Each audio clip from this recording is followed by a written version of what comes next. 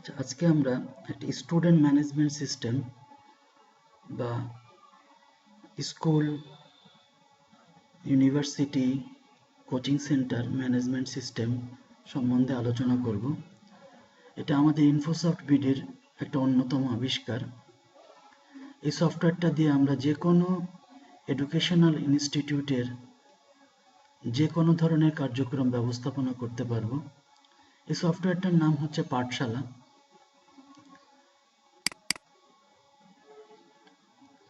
এটা হচ্ছে পাঠশালার log in screen. এখানে আমরা ইউজার আইডি এবং পাসওয়ার্ড দিয়ে সফটওয়্যারটা লগ ইন করতে পারবো। এই সফটওয়্যারটা দুটো ভাষায় পরিচালনা করা যায়, একটা হচ্ছে বাংলা ভাষা আর একটা হচ্ছে ইংরেজি ভাষা।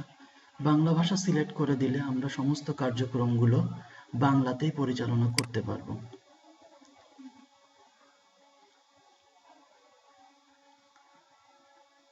এটা হচ্ছে সফটওয়্যারের হোম স্ক্রিন বা মেইন ইন্টারফেস। এই সফটওয়্যারটাকে বেসিক্যালি আমরা আপাতত তিনটা পার্টে বিভক্ত করেছি। একটা হচ্ছে স্টুডেন্ট ম্যানেজমেন্ট। এখানে স্টুডেন্টদের রেজিস্ট্রেশন সংক্রান্ত সব কাজ করা যাবে। একটা হচ্ছে ফিস ম্যানেজমেন্ট। এটা হচ্ছে স্টুডেন্টদের ফিস কালেকশন করার সম্বন্ধে যাবতীয় কার্যক্রম করা যাবে। আর একটা হচ্ছে এক্সাম ম্যানেজমেন্ট বা স্টুডেন্টদের পরীক্ষা বা ইভ্যালুয়েশন বা টেস্ট এগুলো ব্যবস্থাপনা করা যাবে। পাশাপাশি অ্যাকাউন্টস থাকছে, অ্যাকাউন্টসের হিসাব নিকাশ করার জন্য, এবং অফিস ম্যানেজমেন্ট থাকছে অফিসিয়াল কার্যক্রমগুলো পরিচালনা করার জন্য। স্টুডেন্ট ম্যানেজমেন্টের মধ্যে প্রথমে একটা স্টুডেন্টকে আমরা রেজিস্ট্রেশন করতে পারবো। স্টুডেন্ট রেজিস্ট্রেশন ফর্মে আমরা স্টুডেন্ট আইডির জন্য কোনো কিছু না লিখে এন্টার দিলে সফটওয়্যার আমাদেরকে অটোমেটিক্যালি একটা স্টুডেন্ট আইডি ক্রিয়েট করে দেয়। প্রত্যেকটা স্টুডেন্টের জন্য একটা অটোমেটিক ইউজার আইডি থাকবে। এরপর স্টুডেন্টের রোল নাম্বারটা লেখার জন্য আমাদের রোল নাম্বারের একটা ঘর আছে। এখানে আমরা স্টুডেন্টের রোল নাম্বারটা লিখতে পারবো। এরপরে স্টুডেন্টের মান্থলি টিউশন ফিস কত টাকা হবে সেটা আমরা এখান থেকে ধার্য করে নিতে পারি। 200, 300, 500 যেটাই হোক না কেন আমরা এখান থেকে সিলেক্ট করে নিতে পারি। স্টুডেন্টের ফার্স্ট ফিস ডেট অর্থাৎ 1 জানুয়ারি থেকে সে যে ফিস ডিউ হবে সেটা আমরা 1 জানুয়ারি থেকে আমরা এখানে সেট করে দেব।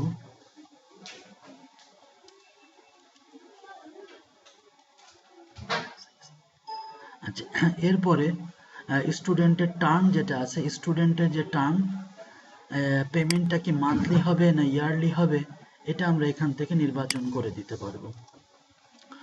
আচ্ছা, এরপরে স্টুডেন্টের নামটা লেখার জন্য আমরা স্টুডেন্ট নেমে এসে আমরা স্টুডেন্টের নামটা লিখতে পারবো।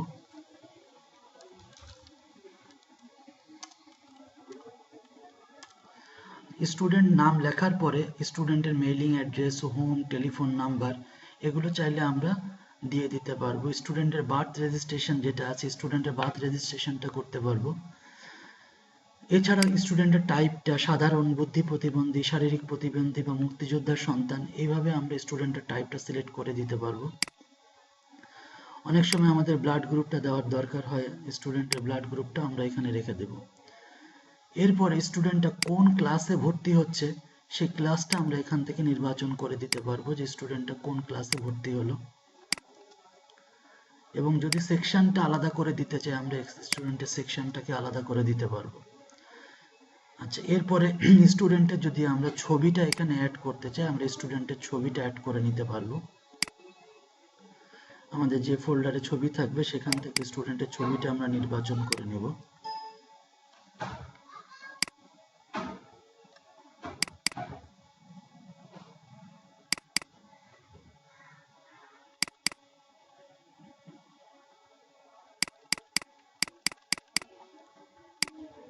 স্টুডেন্টের ছবিটা নেওয়ার পরে আমরা সেভ দিব। সেভ দেওয়ার সাথে সাথে আমাদেরকে ওই স্টুডেন্টের জন্য একটা আইডি ক্রিয়েট করে দেবে।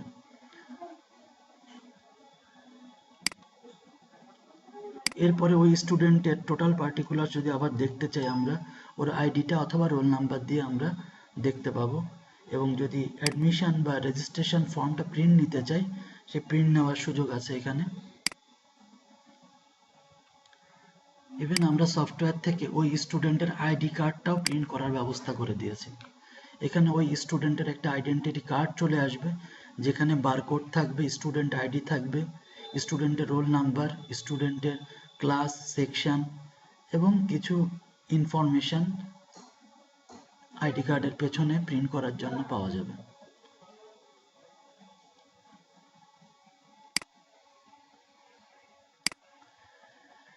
এরপরে এই স্টুডেন্টদের ফিস ম্যানেজমেন্টের যে ব্যাপারটা আছে, ফিস ম্যানেজমেন্টে এসে আমরা স্টুডেন্টের টোটাল টিউশন ফিসগুলো ম্যানেজ করতে পারবো।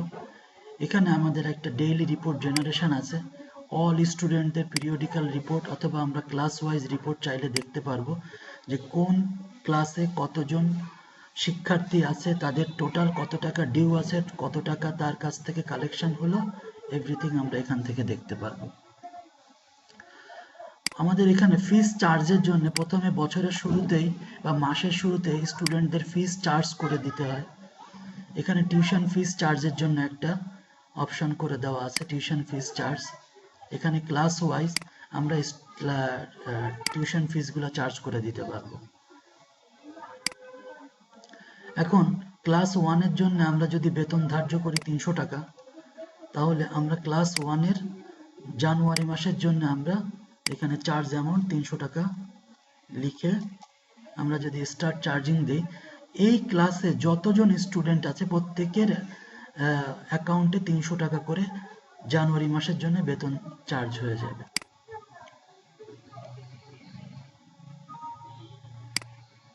এখন যদি আমরা ফিস ম্যানেজমেন্ট থেকে ডেইলি রিপোর্ট জেনারেশনে যাই এবং অল ক্লাসের রিপোর্টগুলো দেখি যে কোন ক্লাসে কোন স্টুডেন্টের কাছে কত টাকা বকেয়া, এখানে আমরা দেখতে পাবো যে দুজন স্টুডেন্ট আছে, তার বকেয়া আছে 300 টাকা, টোটাল বকেয়া এই পর্যন্ত 600 টাকা, কারো কাছ থেকে কোনো আদায় হয়নি। এখন এই স্টুডেন্টটা যখন বেতন দিবেন জানুয়ারি মাসে, তখন আমরা ফিস ম্যানেজমেন্ট থেকে টিউশন ফিস কালেকশন বা স্টুডেন্ট ফিস কালেকশন নামে একটা অপশন আছে, এই মডিউল থেকে আমরা স্টুডেন্টদের ফিসগুলো কালেকশন করতে পারবো মান্থলি। স্টুডেন্টের রোল নাম্বার অথবা আইডি যে কোনো একটা দিয়ে আমরা স্টুডেন্টটাকে পেয়ে যাব।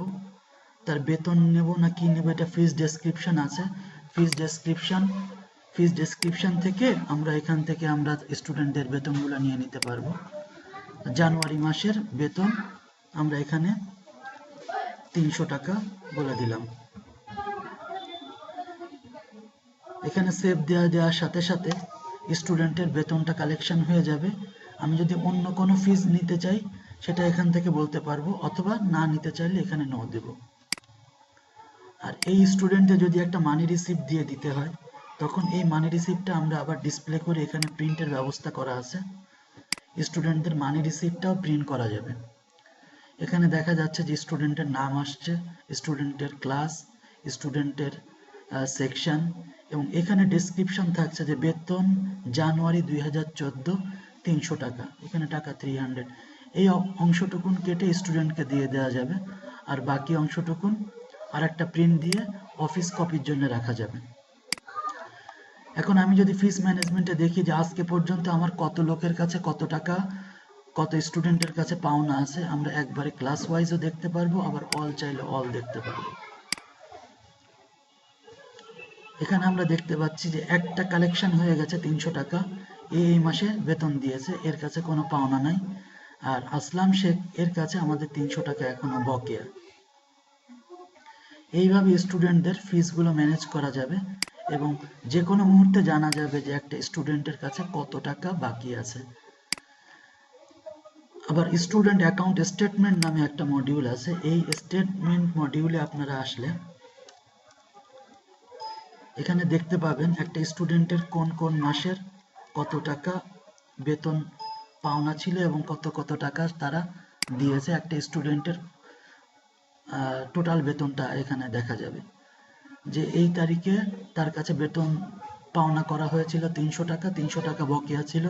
এবার এই তারিখে সে বেতন দিয়ে দিয়েছে, ডেবিট হয়ে গেছে 300 টাকা, 300 টাকা তার কাছ থেকে আদায় হয়ে গেল, তার কাছে আর কোনো বকেয়া নাই।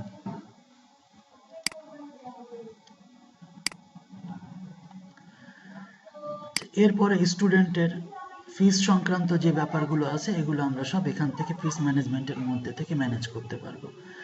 এরপরে আরেকটা বড় পার্ট থাকে স্টুডেন্ট ইভ্যালুয়েশন বা স্টুডেন্টদের পরীক্ষা নেওয়া। এখানে স্টুডেন্টদের মার্কস এন্ট্রির একটা মডিউল করে দেওয়া আছে। এখানে যে কোনো স্টুডেন্টের আইডি দিয়ে তার সাবজেক্ট ওয়াইজ মার্কসগুলো এন্ট্রি করা যাবে। এখানে কোন পরীক্ষার জন্য এখানে পরীক্ষাগুলো আমরা নির্বাচন করে নিতে পারবো। এখানে স্টুডেন্টদের পরীক্ষাগুলো ঢোকানোর জন্য আমাদের এখানে স্টুডেন্ট এক্সাম ম্যানেজমেন্ট নামে একটা মডিউল আছে। এখান থেকে ইচ্ছা মতো আমরা পরীক্ষার নামগুলো নিয়ে নিতে পারবো।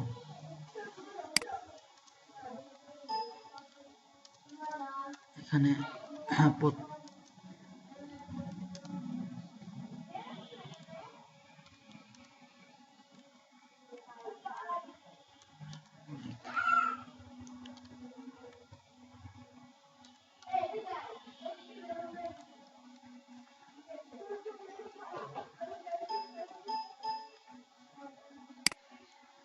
আচ্ছা, এখন এক্সাম ম্যানেজমেন্টে যদি স্টুডেন্টের মার্কস এন্ট্রি করতে চাই আমরা,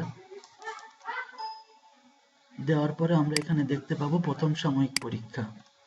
প্রথম সাময়িক পরীক্ষা কোন সাবজেক্টের জন্য কত মার্কস সে পাচ্ছে সেটা এখানে এন্ট্রি করা যাবে। মার্ক অ্যাচিভসে আমরা এখানে 75 দিলাম। টোটাল মার্কস 75 দিয়ে যখন আমরা সেভ দেব তখন ওই স্টুডেন্টের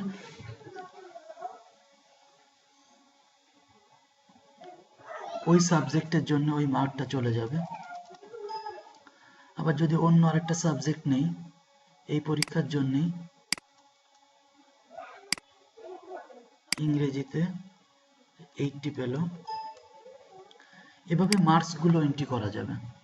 করার পরে স্টুডেন্টের একটা মার্কশিট পাওয়া যাবে এবং স্টুডেন্টদের রেজাল্ট শিট পাওয়া যাবে।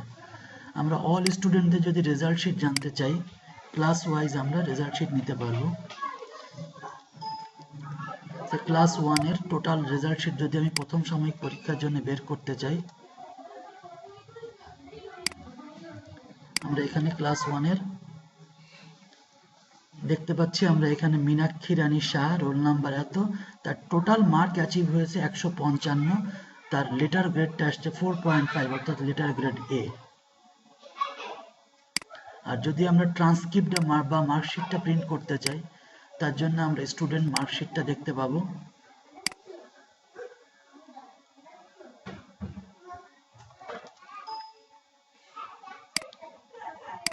প্রথম সাময়িক পরীক্ষা,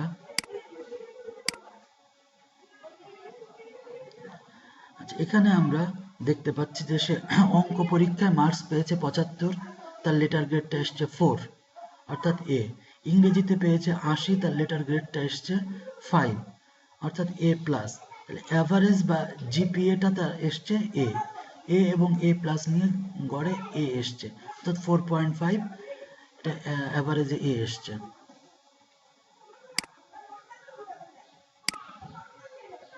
এভাবে আমরা স্টুডেন্টদের ফিসগুলো এক্সামগুলো ম্যানেজ করতে পারবো।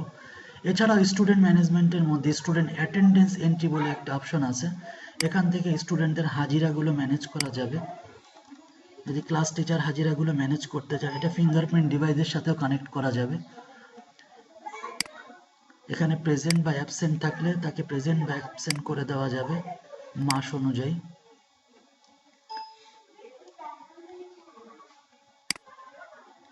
এবং সেই অনুযায়ী টোটাল একটা স্টুডেন্ট কতদিন উপস্থিত থাকলো তার রিপোর্টটা আমরা এখান থেকে পাবো, স্টুডেন্ট অ্যাটেন্ডেন্স রিপোর্ট থেকে। একটা স্টুডেন্টের ইন্ডিভিজুয়াল রিপোর্ট পাবো মান্থ ওয়াইজ।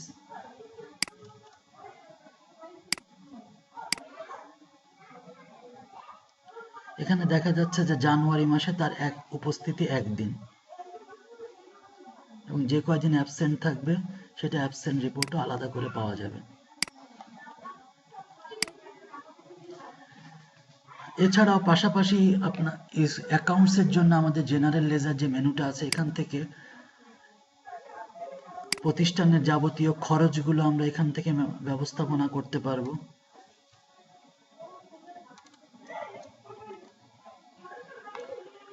যদি আমরা এখানে কাউকে স্যালারি দিয়ে দিই, স্যালারি, কর্মচারীদের বেতন ভাতা, এটা আমরা এখান থেকে পেমেন্ট করে দিতে পারবো।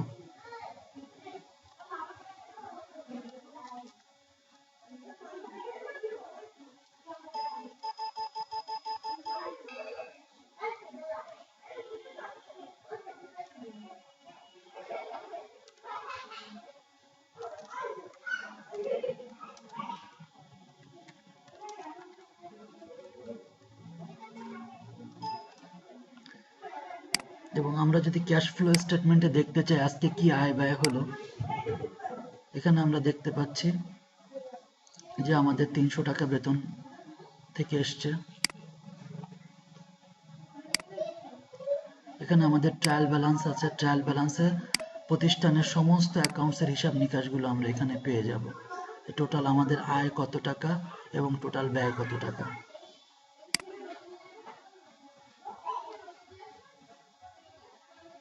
আমাদের ক্যাশে কত আছে, ব্যাংকে কত আছে, সমস্ত হিসাব নিকাশগুলো পাওয়া যাবে। আর এছাড়া আমাদের সফটওয়্যার থেকে ডাটা ব্যাকআপ করার জন্য আমাদের একটা মডিউল করে দেওয়া আছে। এখানে আমাদের টোটাল ডাটাটাকে আমরা ব্যাকআপ করে রাখতে পারি যে কোনো ড্রাইভে।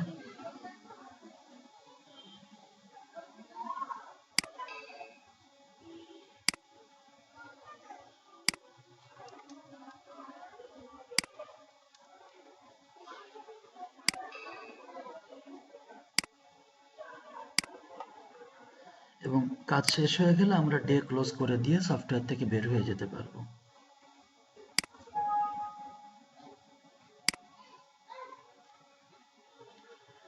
তো এই আমাদের স্টুডেন্ট ম্যানেজমেন্ট সিস্টেম বা পাঠশালা সম্বন্ধে আমরা সংক্ষিপ্ত আলোচনা করলাম। আশা করছি আপনাদের সবার ভালো লাগবে।